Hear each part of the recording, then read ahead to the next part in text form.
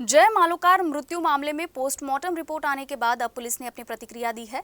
Police ने कहा कि फॉरेंसिक से पत्राचार किया गया है, जो भी सच सामने आएगा उसके अनुसार कार्रवाई की जाएगी। विधायक मिटकरी के वाहन में तोड़फोड़ मामले में जय मालोकार की मौत के बाद पोस्टमार्टम रिपोर्ट में उसकी मृत्यु की चौंकाने वाली वजह सामने आई है। पोस्टमार्टम रिपोर्ट से पता चला है कि मालोकार की मृत्यु हार्ट अटैक से नहीं बल्कि अत्यधिक मारपीट से हुई है। इसी बीच जय मालोकार की मृत्यु से पहले सीसीटीवी फुटेज भी सामने आया है, जिस पर पुलिस ने प्रतिक्रिया दी है। जय मालोकार कहाँ गए थे, इसकी जांच की गई है। पहले तो इसे दिल का दौरा माना गया था, उन्हें 2 घंटे तक सीपीआर दिया गया। इसी बीच पोस्टमार्टम के मुताबिक मौत की सही वजह क्या है, इसके लिए फॉरेंसिक से पत्राचार किया गया है।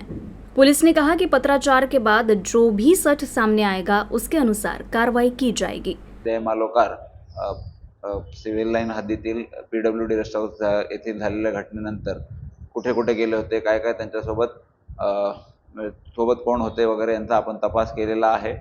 आणि चेन ऑफ त्यांची जी आहे 2 तास कुठे होते काय होते याचा तपास केलेला आहे। त्यांना प्रथम दर्शनी हृदयविकाराचा झटका आला असं कळवण्यात आलं होतं आणि ज्या हॉस्पिटलमध्ये ते प्रथम उपचारासाठी गेले तेथील हॉस्पिटलचे डॉक्टर तेथील स्टाफ यांचे पण आपण जबाब घेतलेले आहेत। त्यानंतर ते मोठ्या हॉस्पिटलला गेल्यानंतर तेथील डॉक्टरांनी त्यांना CPR देण्याचा प्रयत्न केला। CPR जवळपास 2-2.5 तास चालला अशी प्राथमिक माहिती आहे आणि त्यानंतर त्यांना GMC येथे ब्रॉड डेड असं डिक्लेअर करण्यात आलेलं आहे।